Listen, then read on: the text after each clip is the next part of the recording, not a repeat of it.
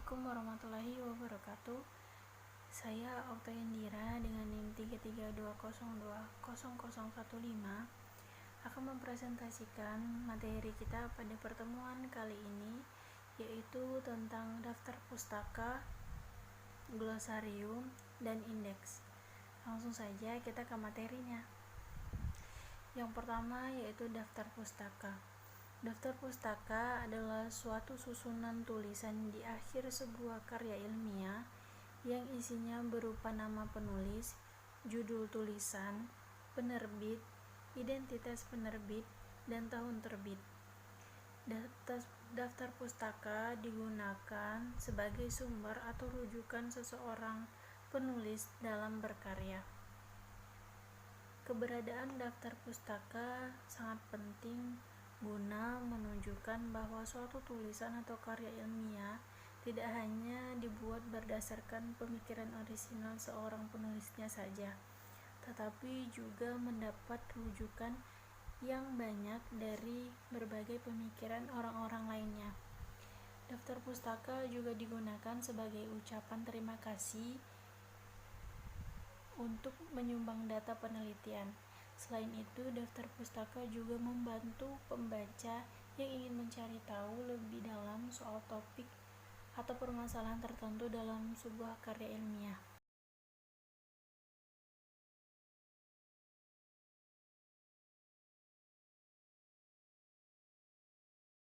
Nah, adapun aturan penulisan daftar pustaka yaitu pertama, untuk buku ada nama penulis ditulis paling awal, nama belakang atau nama keluarga ditulis terlebih dahulu, diikuti dengan tanda koma. Setelah itu, cantumkan nama depan dan tengah penulis buku tersebut.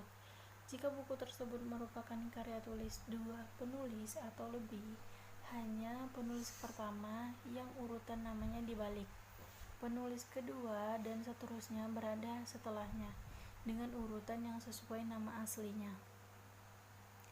Yang kedua ada tahun terbit. Penulisan tahun terbit diurutkan setelah nama penulis dari buku yang digunakan sebagai daftar pustaka.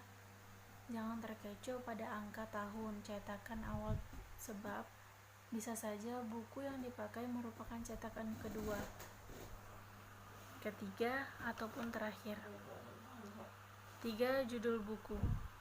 Tuliskan judul bukumu secara lengkap. Jangan lupa penulisan judul dibuat dengan format italik atau miring. Keempat, kotak dan nama penerbit. Bagian terakhir dalam penulisan daftar pustaka sebuah buku adalah mencantumkan kota penerbitan, nama penerbit yang mencetak buku tersebut.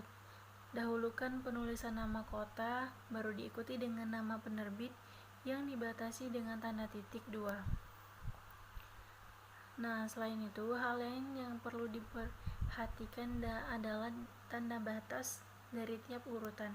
Pastikan untuk menggunakan titik sebagai pembatas dari urutan nama, tahun terbit, judul buku, hingga kota dan nama penerbit. Nah, kita bisa lihat untuk contoh daftar pustaka dari buku, cara penulisan, dan lain-lain.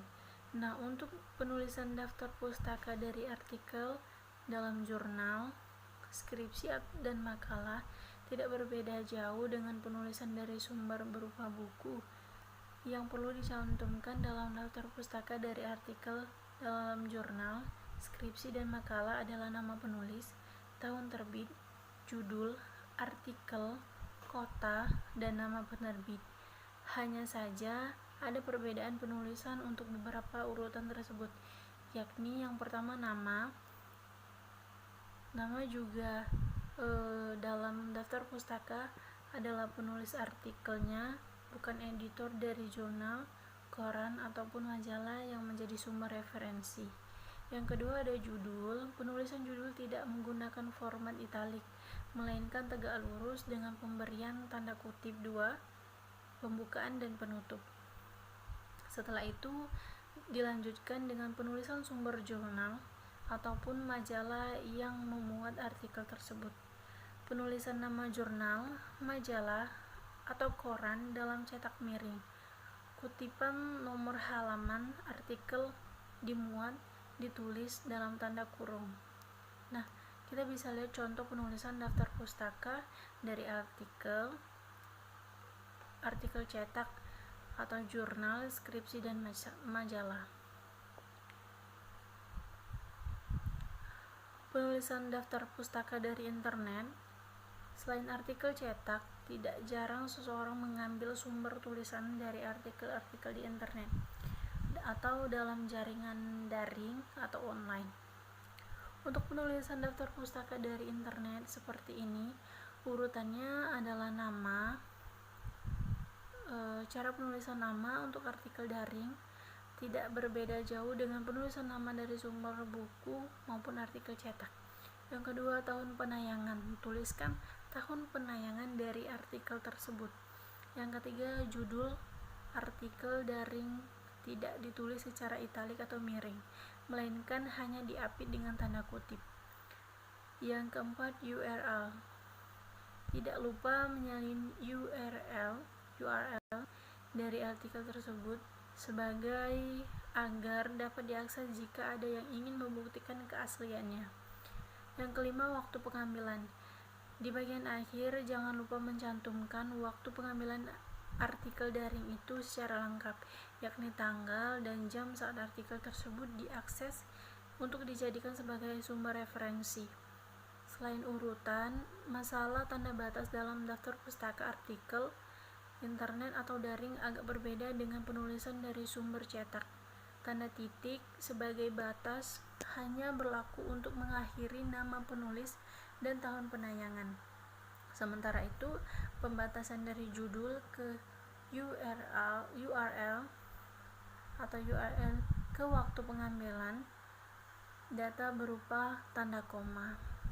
Nah, kita bisa lihat contoh daftar pustaka dari internet atau artikel daring.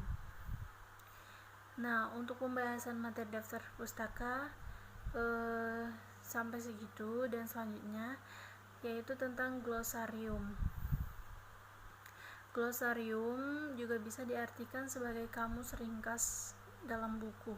Secara umum, glosarium memiliki definisi, yakni daftar kata yang berisi terjemahan atau pengertian kata asing pada kalimat dalam sebuah wawancara yang disusun berdasarkan abjad atau acak.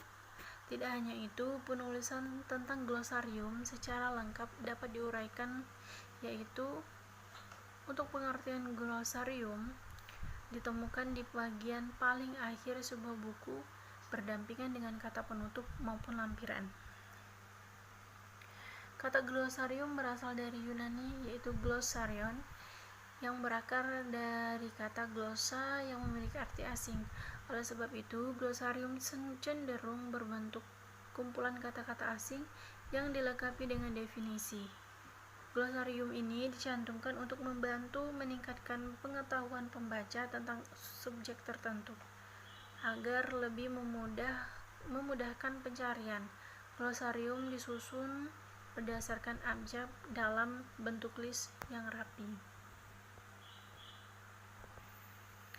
Adapun untuk cara penulisan glosarium itu terbagi menjadi 3. Yang pertama, tentukan target pembaca utama. Yang kedua, baca teks utama untuk menemukan terminologi yang asing. Contoh, Anda mungkin menggunakan terminologi teknis yang mendeskripsikan proses seperti ionisasi. Anda mungkin merasa pembaca membutuhkan klarifikasi di dalam glosarium. Mungkin ada terminologi yang hanya disebut sekilas dalam teks utama dan Anda merasa terminologi ini sebaiknya dimasukkan ke dalam glosarium agar pembaca dapat mendapatkan informasi tambahan. Ketiga, minta editor untuk membantu mengidentifikasi terminologi. Selanjutnya, minta bantuan pembaca untuk menemukan terminologi. Seterusnya, kumpulkan terminologi itu untuk glosarium. Setelah membaca ulang teks dan meminta bantuan editor dan pembaca untuk mengidentifikasi terminologinya, kumpulkan seluruh terminologi di dalam suatu dokumen.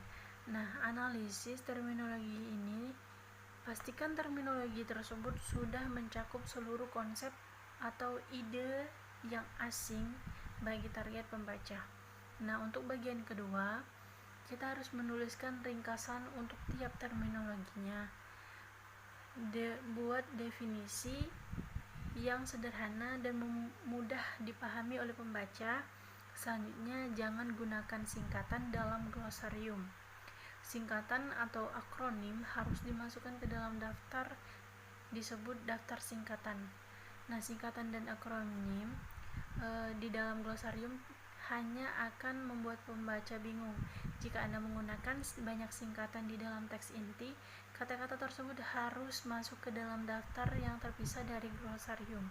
Nah, untuk bagian terakhir penulisan glosarium, yaitu bagian ketiga atau mengatur glosarium, yang urutkan terminologi berdasarkan alfabet. Setelah seluruh definisi dibuat, urutkan terminologi berdasarkan dari A sampai Z. Hingga mengurutkan terminologi berdasarkan alfabet, pembaca akan mudah untuk menemukan kata yang mereka cari. Selanjutnya, pisahkan terminologi menggunakan poin atau spasi. Ketik miring atau tebalkan terminologi di dalam glosarium. Dan terakhir, ketik miring atau tebalkan terminologi dalam glosarium. Untuk lebih mudah dibaca dengan mengetik atau menebalkan terminologi di dalam glosarium. Nah, untuk materi selanjutnya adalah indeks. Indeks adalah daftar kata atau istilah penting yang terdapat di dalam buku cetak. Biasanya indeks ditempatkan pada bagian akhir buku. Sama halnya dengan kamus, indeks disusun menurut abjad. Bedanya dalam indeks terdapat rujukan dalam buku yang memuat kata yang dimaksud. Tujuannya untuk memberikan informasi mengenai halaman, kata, halaman, tempat kata atau istilah tersebut ditulis. Nah, untuk indeks, cara penulisan indeks, yang pertama, sediakan lembaran-lembaran kertas. Kedua, carilah sebuah karangan atau buku tidak berindeks. Ketiga, baca karangan itu dengan cermat. Keempat, tulislah setiap istilah yang Anda temukan pada lembaran kertas tersebut yang tersedia dan setarakan halaman pada setiap istilah yang ditemukan. Kelima, ada kemungkinan istilah yang sama ditemukan beberapa kali pada halaman berlainan. Oleh karena itu, harus dicatat pada lembar tersendiri. Setelah istilah tersebut terkumpul, susunlah secara alfabetis. Istilah yang sama pada halaman berlainan cukup ditulis itu saja dan disusun berurutan menurut nomor halaman. Nah, untuk contoh indeksnya kita bisa lihat contoh hasil penulisan indeks subjek. Misalkan Aida Spaghetti, 110. Nah, segitu dulu untuk video pembahasan materi kita pada pagi hari ini. Terima kasih atas perhatiannya. Saya ucapkan Assalamualaikum warahmatullahi wabarakatuh.